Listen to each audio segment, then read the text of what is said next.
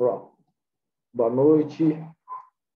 São 20 horas e 50 minutos do dia 4 de novembro. Eu estava tocando a aula e tive que voltar aqui para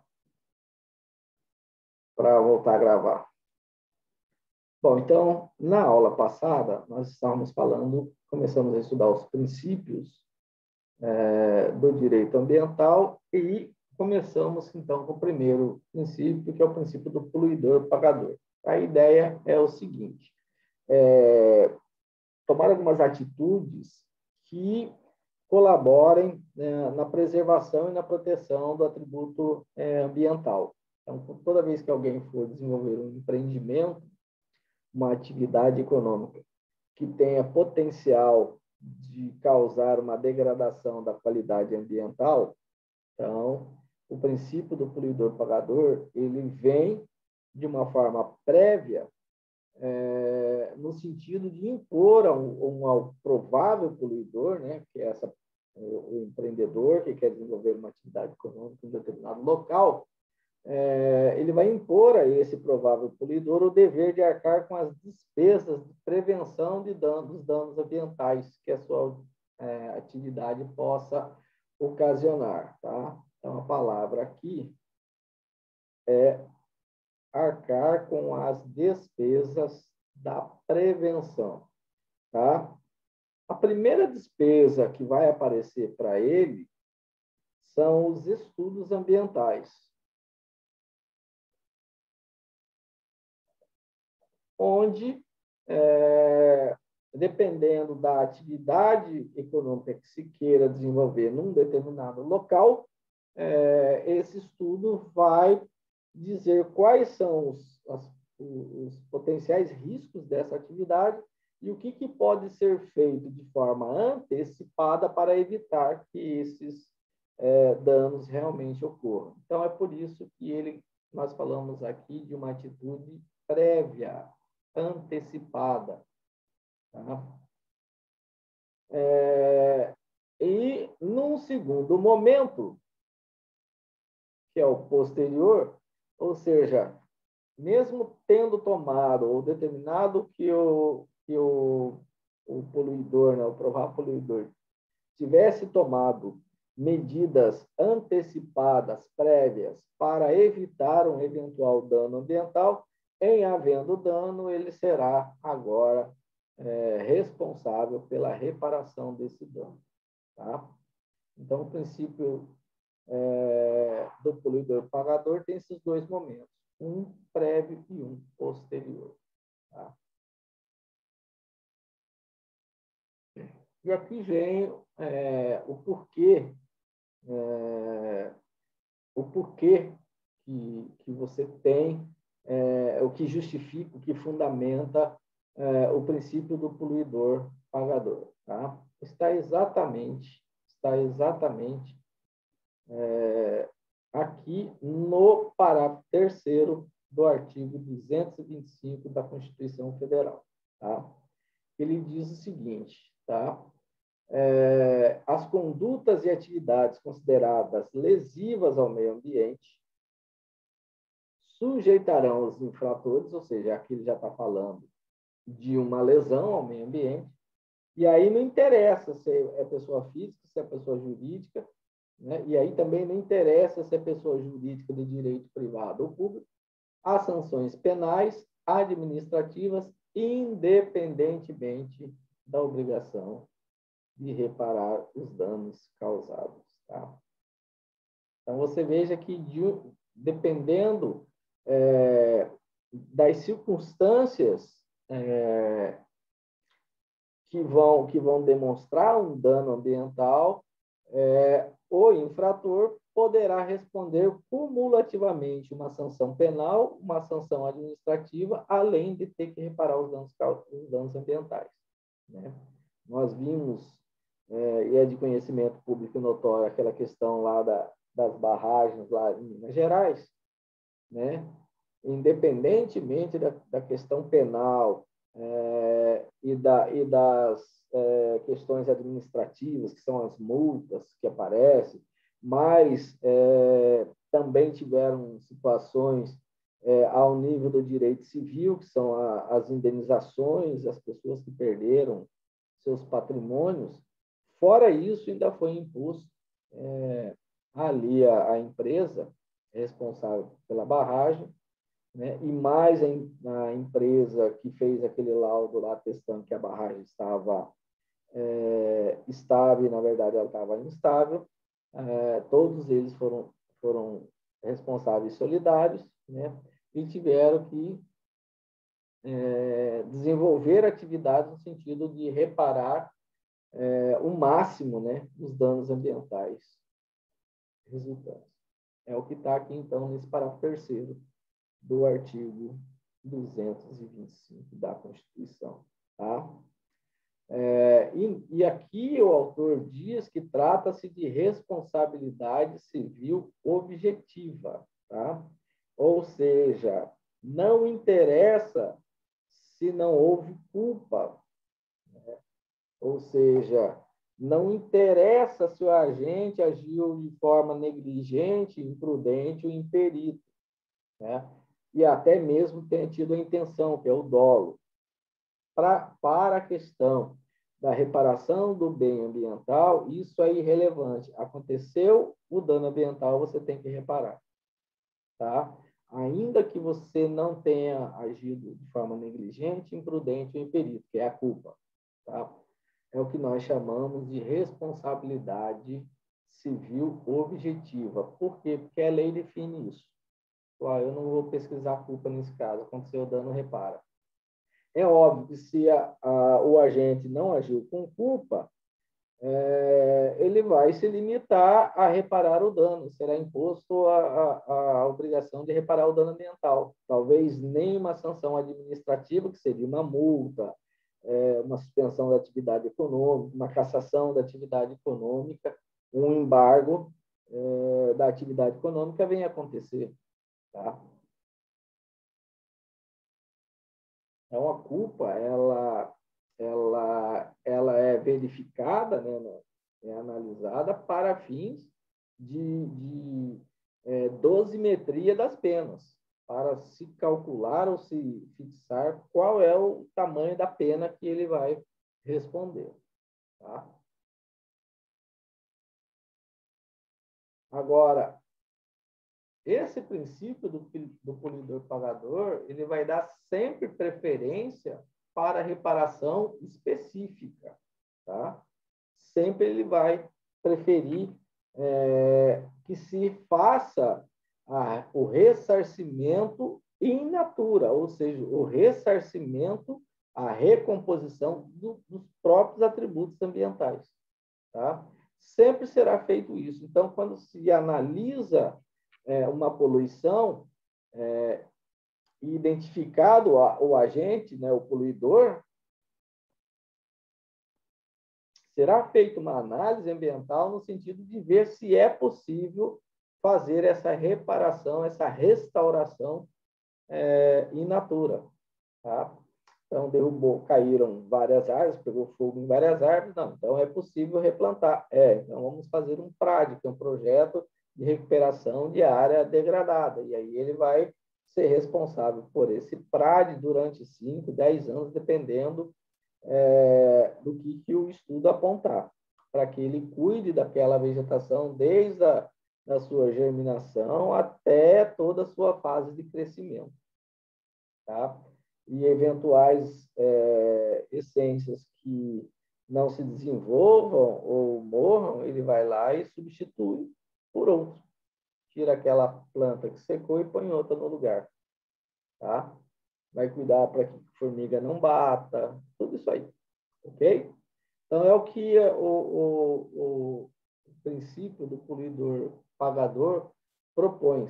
Sempre se buscar a reparação específica. Ela é prioritária. Só se não for possível, daí você vai partir para as obrigações a nível de indenização. Tá? Então, sempre assim. Ok? Então, o ressarcimento do dano ambiental pode ser feito de duas formas. A primeira delas ocorre com o que se denomina reparação natural ou específica, em que há o ressarcimento da própria natureza. A segunda é uma indenização em dinheiro. Primeiramente, deve-se verificar se é possível o retorno ao status quo ante, né, por via da específica reparação, e só depois, se não for possível essa restauração ambiental, é que se deve recair a condenação sobre um valor, quanto mais valor a ser ressarcido pelo causador do ato feito, sendo sempre preferível que se faça a restauração ambiental. Tá? É isso que está dizendo ali no texto.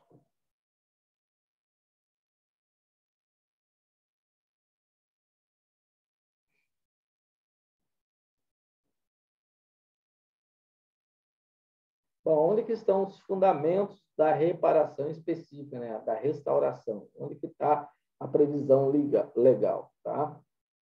Então, isso aqui nós vamos encontrar a sua fundamentação lá na Lei da Política Nacional do Meio Ambiente, que nós já vimos lá atrás, no seu artigo 4º, no seu inciso 6º, que diz o seguinte: a preservação e a restauração dos recursos ambientais com vistas à sua utilização racional e disponibilidade permanente, concorrendo para a manutenção do equilíbrio ecológico.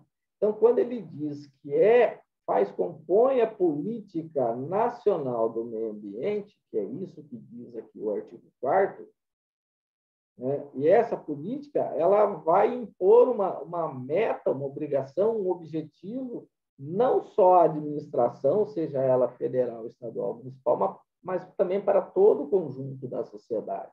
Tá? Quais são as políticas públicas nacionais do meio ambiente? O que é o objetivo? Então, ele está dizendo lá, a restauração dos recursos ambientais. Você restaura por quê? Porque houve uma degradação. Tá? Então, é aqui que está a previsão legal, que a gente chama de fundamento, para se buscar sempre de forma prioritária a reparação específica. Isso é um termo técnico, tá? Eu posso usar tanto reparação específica como restauração dos recursos ambientais. Então, sinônimos.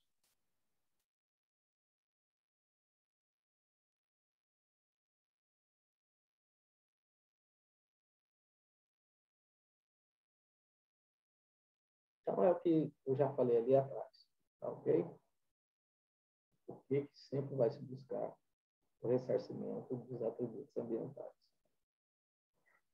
Bom, aqui agora nós vamos voltar a alguns conceitos, tá? Que está na lei, tá? O artigo 3º da Lei da Política Nacional do Meio Ambiente, ela é toda conceitual, tá? Então, no inciso 1º, que nós já vimos lá atrás, está o conceito de meio ambiente, tá? Conjunto de condições que influencia, de interações que influenciam, de ordem física, química ou biológica que influenciam e regem a vida de todas as suas formas. É mais ou menos alguma coisa assim. Tá? Está lá no inciso 1º. No inciso 2º do mesmo artigo, vem um outro conceito, que é o conceito de degradação da qualidade ambiental.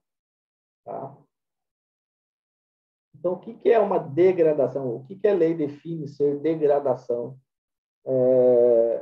da qualidade ambiental? Tá?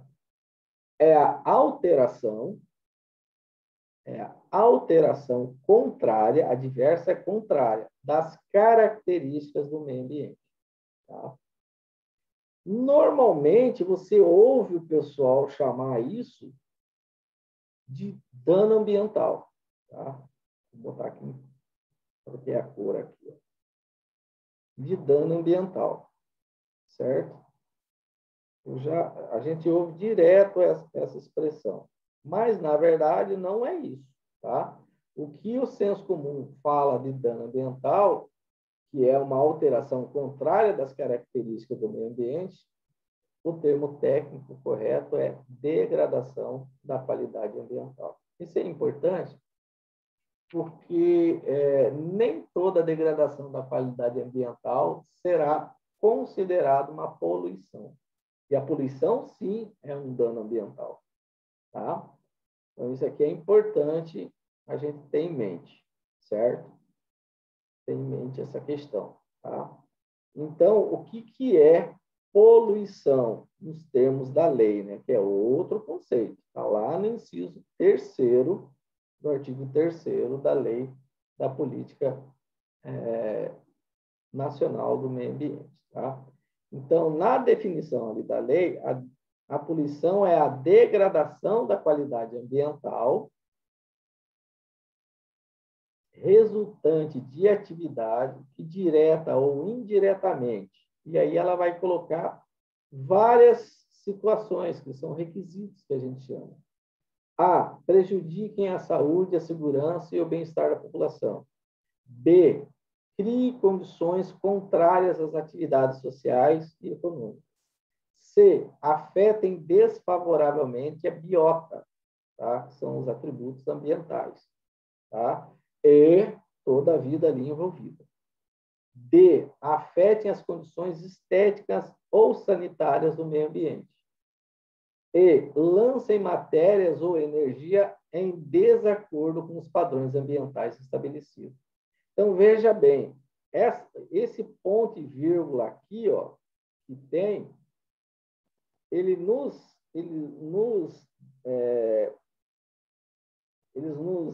impõem, vamos dizer assim, porque é uma expressão de lei, a lei normalmente ela é coercitiva, ela nos impõe considerar que não é que tem que ter esses 5 elementos ao mesmo tempo para ser considerada uma poluição, uma degradação da qualidade ambiental. Basta que tenha um deles, tá? Porque se ela quisesse que tivesse esses 5 condições presentes para ser considerada uma degradação, poluição, ele teria, em vez de ponto e vírgula, um conector e, ou uma vírgula. Vinha vírgula, vírgula, vírgula, vírgula, e na última vírgula, e na última lança em matérias e energia. Então, como a lei veio escrita dessa forma, a gente entende que basta que uma dessas situações ocorram para que uma degradação da qualidade ambiental seja considerada poluição. E aí a gente chega à seguinte conclusão, que degradação da qualidade ambiental ele é um gênero, tá? E a poluição é uma espécie. Tá? Então, toda poluição será uma degradação da qualidade ambiental, mas nem toda degradação da qualidade ambiental será considerada, nos termos da lei, uma poluição. E o que normalmente se chama de dano ambiental, na verdade, para fins da lei, é o que a gente chama de poluição, tá? Então, dano ambiental, ele é poluição, ok? Então, nunca se esqueçam disso. Toda poluição é uma degradação da qualidade ambiental, porque ele é uma espécie desse gênero. Agora, nem toda degradação da qualidade ambiental será poluição. Por quê? Porque uma degradação da qualidade ambiental, para ser considerada poluição, ou ela tem que prejudicar a saúde, a segurança e o bem-estar da população, ou criar condições contrárias às atividades sociais e econômicas, ou afetem desfavoravelmente a biota, que são todas as comunidades de seres vivos, e aí o próprio bioma, ou afetem as condições estéticas ou sanitárias do meio ambiente. Você vai lá no paredão da Chapada e faz uma propaganda de uma grande empresa lá. Você está afetando a condição estética, porque aquele paredão ele compõe o patrimônio cultural, o meio ambiente cultural. Objetivo, né? Ou então, a tua frota de ônibus está lançando poluentes fora das normas, tá? Porque quando você queima combustível fóssil, inevitavelmente você vai lançar monóxido de carbono no ar, que é o famoso CO, tá? E não tem jeito. Se queimou, ele vai produzir o resultado da queima é o CO, o monóxido de carbono. Então, o que as autoridades ambientais estabeleceram? Padrões. Olha, você vai botar um filtro e até essa condição, beleza, está dentro do padrão, está bacana. Se você lançar acima do padrão permitido, aí sim você está cometendo poluição, tá bom? Então, eu fiz questão de parar bastante aqui para que você preste bem atenção.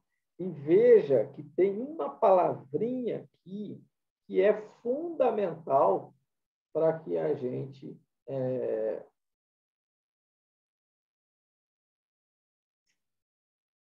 defina o que é uma poluição, tá? É essa palavra aqui, atividade, certo? Uma atividade, ok? Bom, essa atividade, ela vai decorrer de uma coisa chamada, vou ver se eu consigo desenhar aqui. Que fosse maior. Ok. Vamos tirar daqui, vamos ver se eu consigo. Tem. Beleza, está aqui, ó. Essa atividade a gente chama também de ato ou fato jurídico, tá? Ou alguma ação ou alguma situação que aconteceu que passa a ser relevante sob o ponto de vista jurídico, ou seja, que vai gerar repercussões no mundo jurídico, ok? No nosso caso, a poluição ele vai se referir única e exclusivamente aos atos jurídicos, tá? Então, para ser considerado poluição, eu necessariamente estarei diante de um ato político, por conta da palavra atividade, tá? Pode ser por fato? Pode, mas é mais comum que seja por ato jurídico. Qual que é a diferença? É que o ato jurídico ele sempre ele sempre vai decorrer da ação ou da omissão humana. Fato não. Fato é relacionado às questões da natureza, né? Então é mais raro acontecer um fato jurídico que seja relacionado a uma atividade humana que vai causar a poluição. Mas pode acontecer, tá? Não é muito fácil, mas pode. Por exemplo, você cria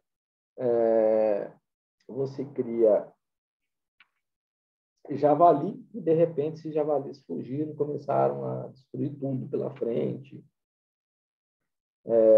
caçar animais da nossa flora, da nossa fauna, destruir a nossa flora, pronto, você está diante de uma poluição em razão de um fato jurídico, que foi a sua falha na criação e na criação e na guarda, né, dos javalis, né? Ou seja, o javali que está causando dano ambiental, mas você será responsabilizado por isso. Vamos para frente.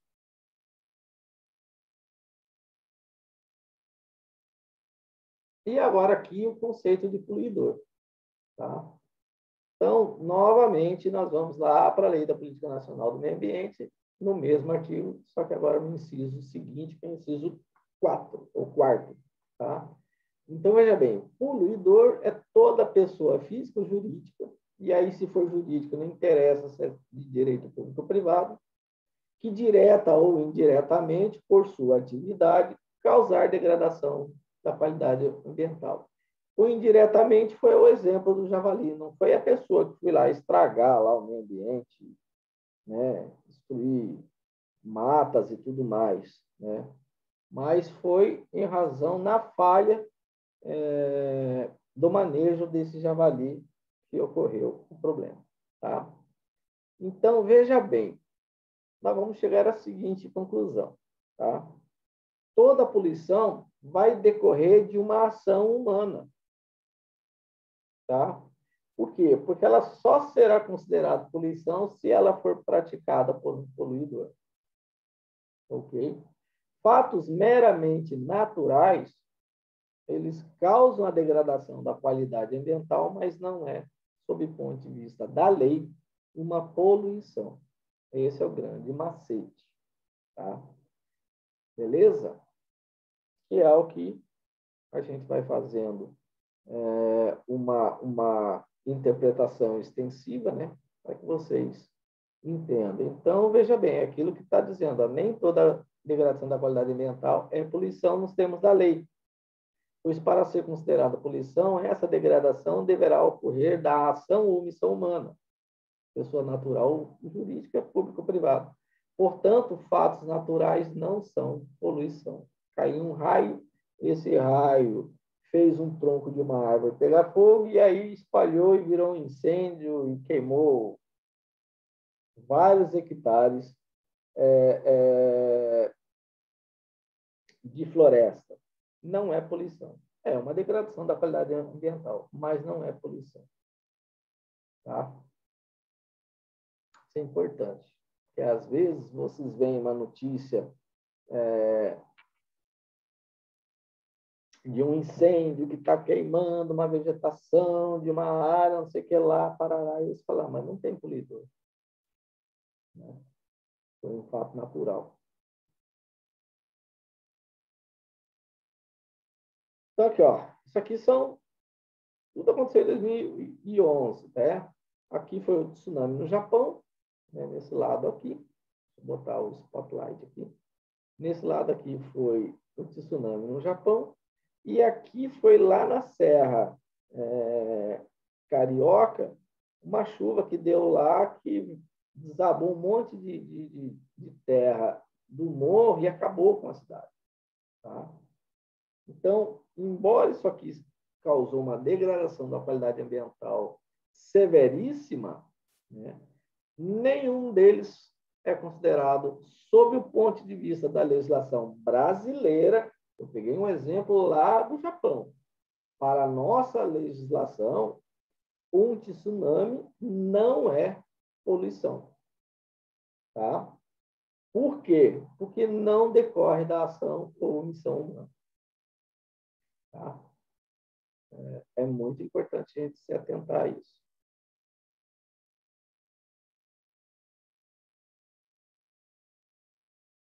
Então, agora nós vamos ver exemplos de poluição. Isso aqui é poluição. Por quê? Porque essa chaminé foi feita por homem, quem está operando essas caldeiras e produzindo essa fumaça é ser humano. Tá? Aqui, ó, um rio todo cheio de esgoto e de lixo. Tá? Então, isso também é uma poluição, porque decorre da ação e ou omissão humana. Aqui, ó, um rio cheio de espuma. Né? Rios não espumam se não tiver detergente na água. Quem é que colocou esse detergente aí? Algum emissário de esgoto de alguma fábrica. Tá? Bom, dano ambiental. Para a gente definir ou estudar o dano ambiental, eu vou de novo lá no Código Civil Brasileiro. Eu posso também me basear no Código de Defesa do Consumidor, que também ele se inspira lá no Código Civil Brasileiro. Tá? É o chamado Instituto da Responsabilidade Civil. Tá? Vou dar uma destacada aqui. Aqui, ó. Responsabilidade civil. É um instituto que tem lá no Código Civil. Tá? Existe, em tese, duas formas lá no Código Civil de você gerar obrigação para alguém. Tá? Ou por conta de um contrato, em razão de um contrato que as pessoas firmam livremente, né? De tal forma que alguém vai ter um direito e alguém ali, uma das partes do contrato será o titular do direito e uma outra parte do contrato será o titular da obrigação. Tá? Às vezes, quando o contrato é chamado bilateral, aí as duas partes do contrato têm direitos e obrigações recíprocas. Ok? Tá. E uma outra forma é no Instituto da Responsabilidade Civil. É quando alguém comete um ato ilícito civil, que é diferente do ato ilícito penal, e esse ato ilícito gera para a vítima um dano. Esse dano pode ser material, pode ser imaterial, que também a gente chama de moral, ou os dois. E aí vai surgir contra o causador do dano, o agente que causou o dano, a obrigação de reparar esses danos à vítima. Tá? Então, esse é o instituto do direito, lá no direito civil, chamado responsabilidade civil. Então, o dano ambiental, ou o direito ambiental, ao definir o dano ambiental, ele vai se inspirar lá no Código Civil. Esse instituto da responsabilidade civil, ele está previsto nesses 3 artigos aqui do Código Civil. Tá? Artigo 186, 187 e 927. Tá? Esses 3 artigos formam esse instituto chamado responsabilidade civil. Né? Como eu disse, o Código de Defesa do Consumidor, ele também tem o Instituto da Responsabilidade Civil. Está aqui, ó. É o inciso 6º do artigo 6º. E lá na Constituição Federal também tem, de novo, o Instituto da Responsabilidade Civil, que é o artigo 5º, incisos 5 e 10. Tá? Basicamente, a estrutura é essa. Alguém comete um ato ilícito de natureza civil, ou na relação de consumo, ou de natureza ambiental. Esse ato ilícito produz um dano, e aí essa pessoa, esse agente que causou o dano, fica responsável a reparar esse dano. Será responsabilizado a reparar os danos. Lembrando que, no caso do direito ambiental, sempre se buscará, no primeiro momento, a restauração dos atributos ambientais, né, que é a reparação específica. Tá? Então, quando a gente ler esse slide aqui, é exatamente tudo isso que eu falei agora. Tá? Vamos para frente. Vamos entender como é que é a estrutura, tanto da responsabilidade civil como da responsabilidade civil ambiental. Tá? Então, a estrutura da responsabilidade civil é essa aqui. Ó. Eu tenho um agente. Esse agente vai cometer um ato ilícito civil, não é penal, nem tributário, nem de consumidor, nem nada. Tá? Lá no Código Civil. A definição de ato ilícito está nesses 2 artigos, 186 e 187. Tá? Esse ato ilícito vai resultar num dano, que pode ser material ou moral. Também imaterial. Esse dano moral ele ainda se divide em 2 tipos de dano moral, objetivo e subjetivo. Tá? O objetivo é relacionado à imagem e subjetivo é interno, está dentro dos sentimentos, é o nível de sentimentos. É quando você expõe a pessoa de forma vexatória, que vai causar angústia, agonia, pânico, alguma coisa nesse sentido. Tá? Então, a soma desses 3 requisitos aqui vai fazer surgir a obrigação de reparar o dano em favor da vítima. E esse dever de reparar o dano está previsto no artigo 927 do Código Civil. CC é Código Civil. Ok?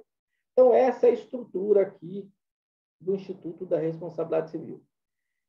E tem que acontecer esses 3 caras aqui para surgir o dever de reparar. Não pode faltar um desses requisitos aqui. Tá? Você encontrou o seu carro batido. Você estaciona na rua, quando você voltou, o seu carro está batido. Não resta dúvida nenhuma que você está diante de um dano material. Você sabe que para você arrumar o carro, você vai gastar dinheiro. E esse dano é um ato ilícito do ponto de vista da responsabilidade civil. Mas quem foi o agente que causou?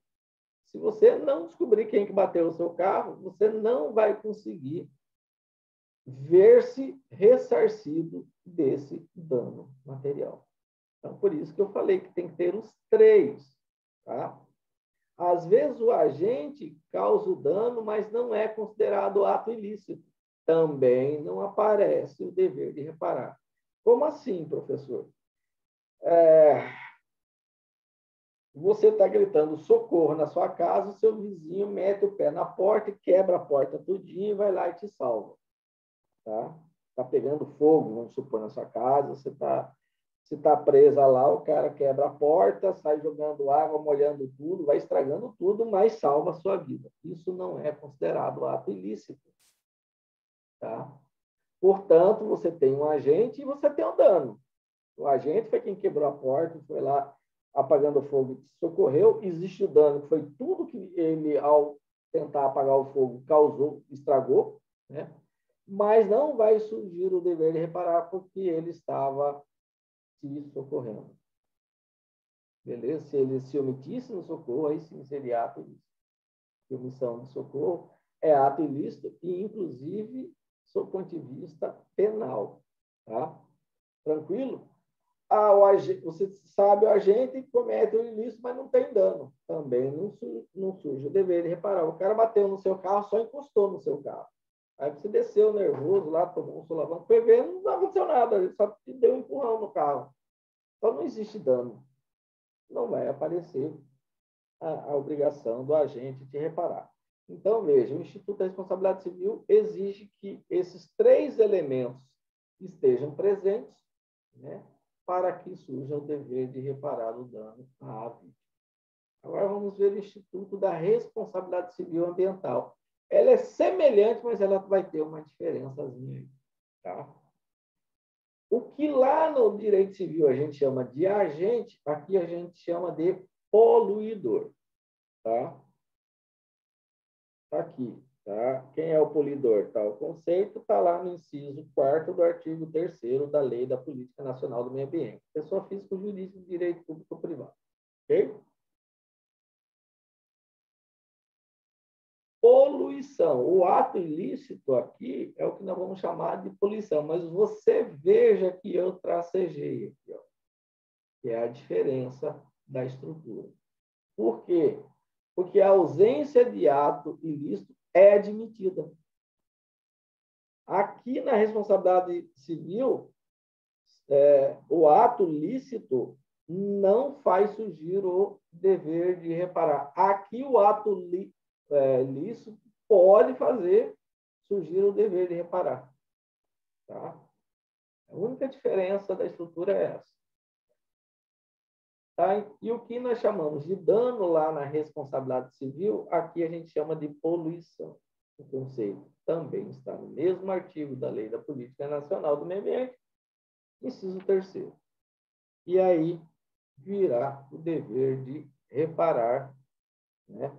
Está lá no parágrafo 3º do artigo 225, sempre sendo preferido a reparação específica, ou também chamada de restauração ambiental. Bom, professor, você falou aqui que a ausência de ato ilícito é admitido no sentido de obrigar alguém a reparar o dano ambiental. Sim, e vou dar um exemplo. Imagine que você tem uma indústria e essa indústria tem um esgoto, um sistema de esgotamento sanitário. Esse esgotamento sanitário, por questões de licenciamento ambiental, ele tem que ser feito de uma determinada forma, de tal sorte que quando você for lançar o efluente desse seu esgoto, você cumpra alguns índices, né? Tem que ser 97% potabilidade, o nível de coliformes fecais tem que ser bem baixo, parará. Tá? Bom, e você está lá com a tua indústria funcionando, o seu esgoto está funcionando, e você está lançando o esgoto no corpo d'água dentro dos parâmetros fixados na lei. Tá tudo perfeito. Mas se mesmo assim começar a morrer uma determinada população de peixe, embora você não tenha praticado nenhum ato ilícito, você será chamado a identificar o que é que está matando aquela população de peixes, né? Resolver o problema, mesmo que você tenha que alterar ainda para melhorar a sua estação de tratamento de esgoto, e ainda assim vai ter que repopulacionar ou repovoar aquele meio ambiente de indivíduos daquela mesma espécie que morreu. Okay? Você não será multado, você não será preso por conta disso. Por quê? Porque você não cometeu um ato ilícito do ponto de vista ambiental. Mas, em razão dessa situação, mesmo assim você será obrigado a reparar. E nesse caso, no exemplo que eu dei, é o típico de reparação específica. Tá? Aqui eu explico mais ou menos como que se classifica os danos. Tá? Então, o dano ele pode ser, como eu já disse, material. Ele é sempre mensurado em espécie, em dinheiro, ele vai ter um valor pecuniário, um valor em dinheiro. Tá? E eu tenho um que é imaterial ou moral. E, como eu disse, ele se divide em objetivos referidos à imagem, aí tanto uma pessoa física como uma pessoa jurídica pode ser uma vítima de uma violação de dano moral objetivo, e o subjetivo é relacionado à intimidade. Tá? E aí, neste caso, somente uma pessoa física pode vir a ser vítima de um dano moral subjetivo.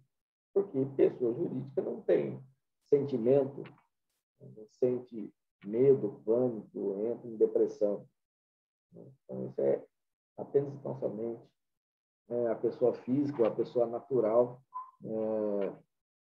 pode ser vítima de um dano moral do ponto de vista subjetivo. Ok? Tranquilo? Então, essa aqui é a estrutura, né, como que nós estudamos o dano, em termos de direito, para fins de fixar as responsabilidades e o quanto, né, o valor, a dimensão da reparação. Então, você tem que tomar muito cuidado, porque às vezes você está andando de moto na rua distraído, e aí você bate a sua moto num carro aí que custa alguns milhões de reais. Né? E aí, o espelho, o retrovisor que você quebrou sem querer, custa 30 mil reais. Talvez seja maior que todo o patrimônio que você tem. Por isso que você tem que tomar muito cuidado na hora que você está andando por aí, em razão das consequências jurídicas que podem advir em decorrência de uma ação ou omissão sua. Tá? Da mesma forma, você, como secretária executiva, né, uma assessoria de alta gestão numa empresa, vamos supor que essa empresa tem uma frota de carros, você tem que estar o tempo todo orientando o gerente dos motoristas, o responsável pelos motoristas da empresa, no sentido de estarem sempre preparados, né, no exercício da cautela para não vir causar dano a quem quer que seja, porque vai sobrar para a empresa ter que ressarcir esses danos. Tá? Então, é muito importante vocês tomarem cuidado com isso. Ainda mais se for dano ambiental. Normalmente, as questões ambientais são estratosféricas. Né?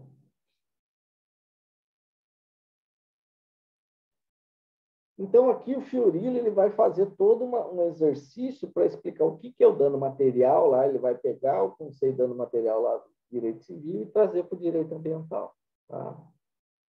Então, ele diz assim, ó, o dano material também é chamado no subsistema do direito civil de dano patrimonial. Consiste de uma lesão, ou seja, um prejuízo, que vem afetar determinado interesse relativo aos bens materiais de qualquer brasileiro ou estrangeiro residente do país, de forma individual ou coletiva, né?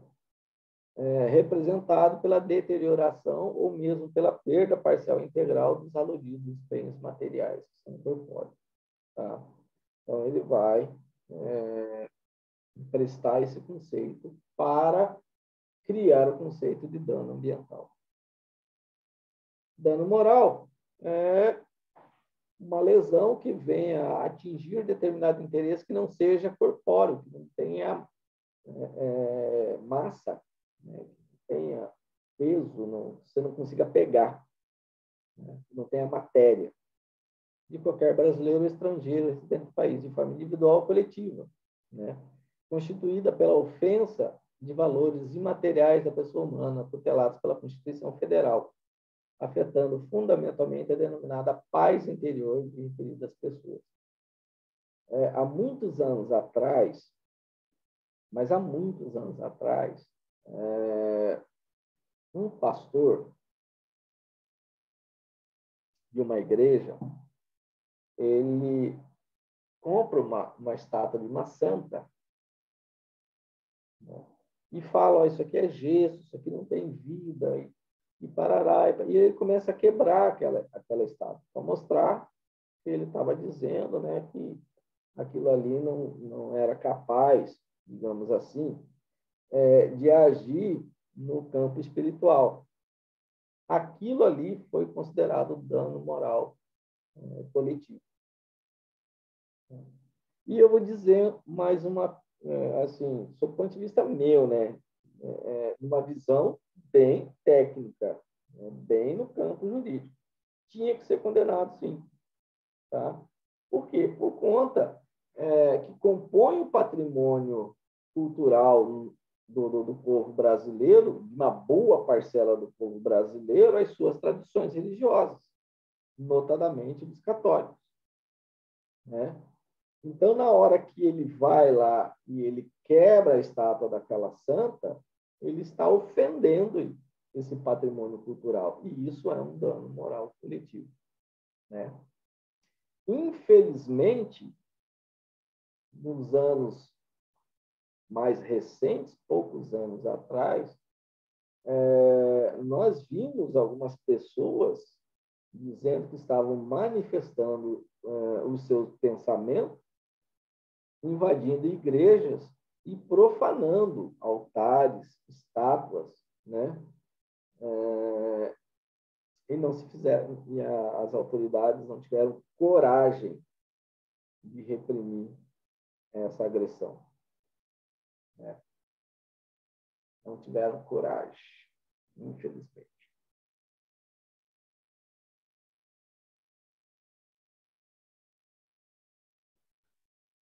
E aqui é o dano à imagem, que é o dano moral objetivo. Tá? Então, ele explica aquela estrutura do dano material e moral lá do Código Civil e traz isso aqui para o direito ambiental. Isso tudo dentro do princípio do poluidor-pagador. Bom, por conta lá de um conectorzinho que tem no final do artigo 225 da Constituição, né, ele diz poder público e toda coletividade, tá? Esse E, um conector, ele é tratado na ciência jurídica como solidariedade passiva, ou seja, tanto o poder público como a coletividade têm a obrigação de preservar, de defender e de restaurar eventuais danos ambientais. Restaurar, ressarcir, repor ou indenizar eventuais danos ambientais. Tá? Tranquilo? Então, uma vez que ocorra um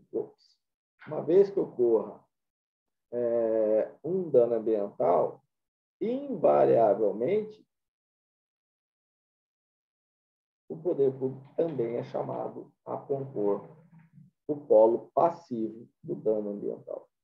Então, vou dar um exemplo. Lá naquela questão lá das barragens que explodiram, com certeza, algum órgão ambiental responsável pela fiscalização daquela atividade econômica funcionou como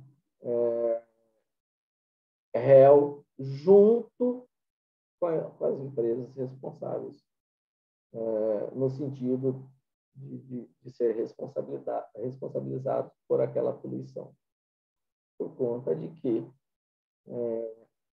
o artigo 225 da Constituição forma ou fixa a solidariedade passiva. Tá? Tranquilo? É o que ele está explicando aqui.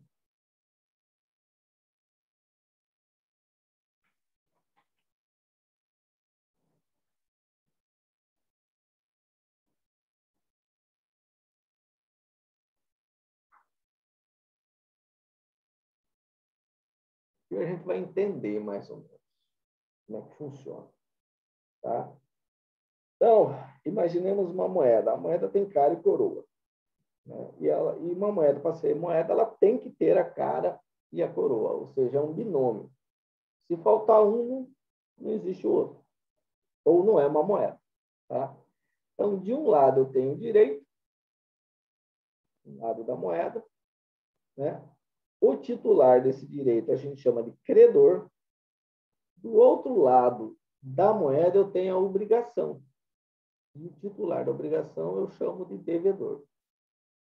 Ok? Em termos de direito ambiental, o credor é toda a sociedade. O devedor é o poder público e a coletividade que causaram a poluição. Tá? Se eu tiver mais de 2 ou mais credores, eu estou diante de uma solidariedade ativa. Se eu tiver 2 ou mais devedores, eu estarei diante da solidariedade passiva. Tá? O Instituto da Solidariedade, ele vai fazer ou gerar os seus efeitos no momento do cumprimento da obrigação. Tá? Porque ele vai definir a quem o devedor tem que pagar quando eu tenho mais de 2 credores, 2 ou mais credores, ou de quem o credor vai cobrar quando eu tenho 2 ou mais devedores. Tá? E sempre será baseada na livre escolha. Como assim, professor? Vamos falar da solidariedade ativa. Tá? 2 ou mais credores. É direito do devedor pagar a obrigação de forma pontual. E aí, o que tem? Ele tem uma obrigação com uma solidariedade ativa. Vamos imaginar que eu pedi emprestado dinheiro para 3 alunos meus. Vocês se arrumaram lá e falaram, eu precisava de 10 mil emprestados, eu pago no dia 5 de novembro. Eu vi que vocês se juntaram lá e me deram os 10 mil. E nós fizemos um contrato. O aluno A entrou com 5 mil, o aluno B entrou com 3 mil, o aluno C entrou com 2 mil. Quando chegou no dia 5, eu tenho interesse de devolver os 10 mil reais de forma pontual, porque no dia 6 eu já estou em mora, já estou inadimplente, então incide multa, juro e tudo mais. Fica mais caro. E eu não estou achando todo mundo, eu achei só o aluno C, que é aquele que juntou 2 mil dos 10 que ele me emprestaram.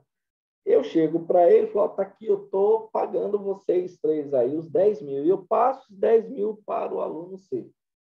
E pego um recibo de quitação de que eu estou pagando aquele empréstimo no dia 5 de novembro, conforme, no valor tal, conforme foi contratado, foi combinado. Bom, no momento em que eu fiz isso, extingue-se a obrigação, porque eu cumpri a obrigação.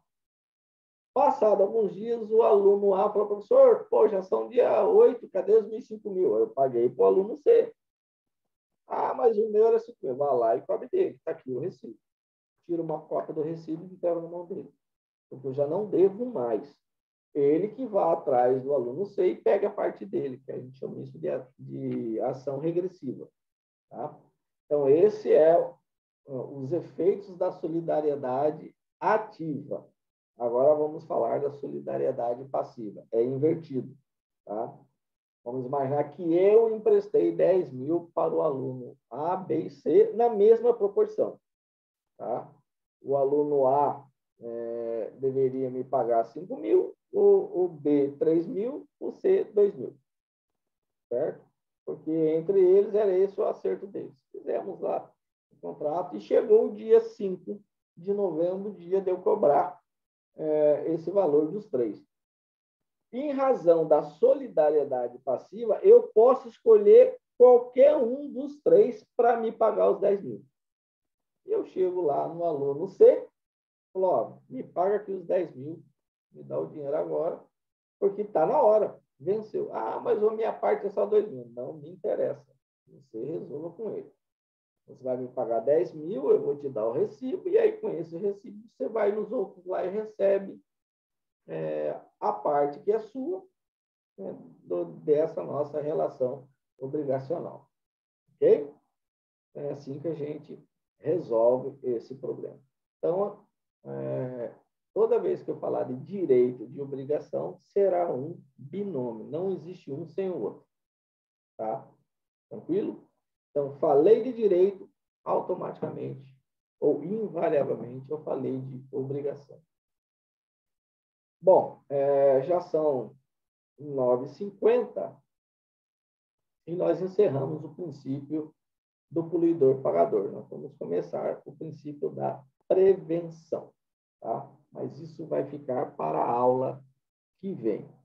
Bom, eu disse no começo do semestre que nesse mês de novembro eu teria 2 viagens e a do final do mês ia ser uma viagem muito longa. Eu consegui cancelar essa viagem, eu não vou viajar, tá? Então eu vou conseguir ficar de boa aqui, a gente vai ter as nossas aulas normais. No entanto, a viagem da semana que vem, essa realmente vai acontecer. Bom, então o que eu já fiz? Eu já deixei uma atividade, inclusive é uma atividade de revisão e avaliativa lá no AVA, tá? Desde eu acho que ontem, desde ontem.